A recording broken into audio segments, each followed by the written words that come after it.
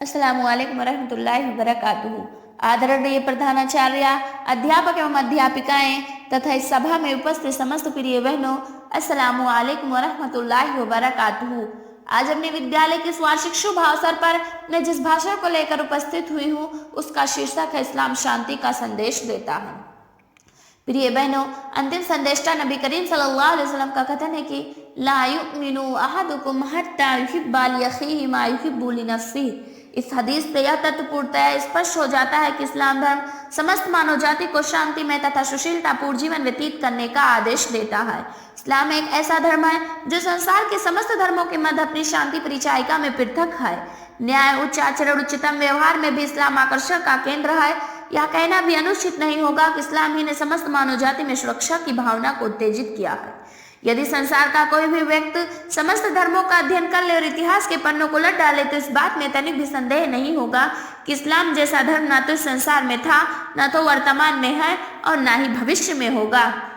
निसंदेह इस्लाम एक ऐसा धर्म है जिसमें शांति व सुरक्षा की शिक्षा दी जाती है, परस्पर भाईचारे की भावना को उत्पन्न की जाती है, मानवीयता का पाठ पढ़ाया जाता है, विनम्र चरित्र का आदेश दिया जाता है।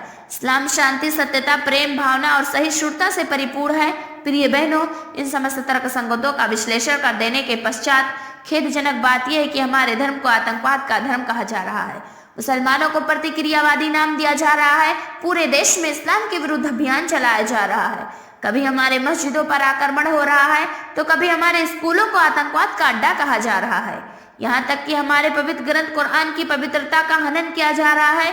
मुसलमानों को भेड़ बकरियों के भांति काटा जा रहा है। प्रत्येक दिशाओं से न्याय न्याय की ध्वनि सुनाई दे रही है, किंतु ऐसा प्रतीत होता है कि न्याय का तो अर्थ ही निकल चुका है। अतः मुसलमानों पर यह आरोप लगाया जाता है कि हिंदुस्तान में जो अशांति का वातावरण उत्पन्न है तथा देशवासियों में आपसी कलह है, इसका मुख्य कारण इस्लाम है। इन समस्त तर्कों के उपरांत मुसलमानों को देशद्रोही तक का नाम दे दिया जाता है, लेकिन इन आरोपों को थोपने वाले यह बात भली प्रकार से अपनी मस्तिष्क में बिठा ले कि इस्लाम ही किदम से है सरसब्ज गुलसिता, इस्लाम ही किदम से है सरसब्ज गुलसिता, उजड़ जाएगा चमन जो मुसलमान हो यहाँ। प्रिय बहनों, इस्लाम के शत्रु यदि इस्लाम के व्यवहार को दोषपूर्ण मानते हैं तो इन अनैतिक कथनों का कारण यह है कि उन्होंने इस्लाम की सामाजिक व्यवस्था का अध्ययन ही नहीं किया। इस्लाम सामाजिक व्यवस्था का आधारशिला का दृष्टिकोण है।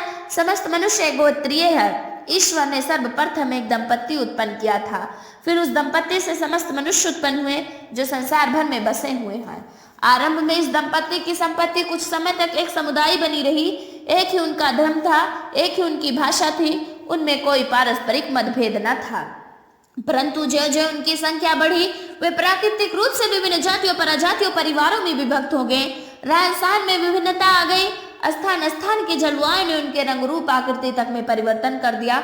यह सब अंतर प्राकृतिक है, जैसा कि अल्लाह का कथन है, इन्ना खलकनाकुम मिन ज़करिन व उन्सा व जअलनाकुम शुऊबन व कबाइला लितारफू इन्ना अक्रमकुम इंदल्लाहि अतकाकुम। प्रिय बहनों, यदि इस्लाम धर्म शांति को नष्ट करने वाला होता, अनैतिकता का पाठ पढ़ाने वाला होता, शिष्टाचार और मानवता को समाप्त करने वाला होता, तो फिर पवित्र ग्रंथ कुरान में अल्लाह इन कथनों का प्रयोग न करता कि इन्ना अक्रमकुम इंदल्लाहि अतकाकुम। आज इस्लाम धर्म पर अनैतिक कथनों की पुष्टि करने वालों के लिए जानना अति आवश्यक है कि संसार में जो शांति, शिष्टता, मानवता और न्याय स्थापित है, उसका मूल कारण इस्लाम धर्म और उसकी शिक्षा है। इन्हीं कथनों की पुष्टि किसी कवि ने अपनी कविता में कुछ इस प्रकार से किया है कि बहार अब जो गुलशन में आई हुई है, बहार अब जो गुलशन में आई हुई है, ये टहनी हमारी लगाई हुई है। अब मैं अंत में इतना स्पष्ट करना अति आवश्यक समझती हूँ कि इस पर आज जो अनैतिक कथनों का प्रयोग किया जा रहा है, इसका मूल कारण है कि इस्लाम धर्म के अनुयायियों ने अल्लाह और अंतिम संदेशा नबी करीम सल्लल्लाहु अलैहि वसल्लम के दिए हुए आदेशों का पालन करना छोड़ दिया, जिसके कारण आज इन शत्रुओं को इस्लाम धर्म पर बोलने का अवसर प्राप्त हुआ। अतः हमें चाहिए कि हम अपने क्षमता के अनुसार लोगों को इस्लाम धर्म के नियमों का पालन करने का उपदेश दें, क्योंकि यह हमारा परम कर्तव्य है। अब अंत में अल्लाह से प्रार्थना है कि वह सभी मनुष्यों को सत्य मार्ग पर चलाए। आमीन सुम्मा आमीन। वस्सलामु अलैकुम वरहमतुल्लाहि वबरकातुहू।